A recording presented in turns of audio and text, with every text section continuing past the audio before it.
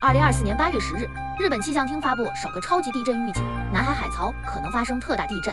此前，九州东海岸的7.1级地震已引发全国恐慌，人们纷纷抢购物资。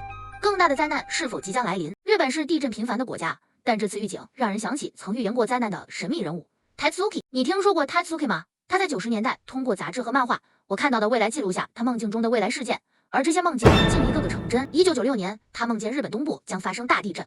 15年后，3.119级大地震应验，2W 多人死。1995年1月2日，梦见大灾难，大地龟裂。15天后，阪神淡路大地震应验，夺去6000多条生命。除了这些，Tatsuki 的精准预见远不止如此。最让人担忧的是2025年7月即将发生的预言。Tatsuki 梦见日本周边海域发生巨大爆炸，引发大规模的地震和海啸，30多米高的巨浪摧毁沿海城市，宛如末日一般。而前几天发布的超级地震预警，会不会就是他预言的前兆？我们是否正走向一场不可避免的灾难？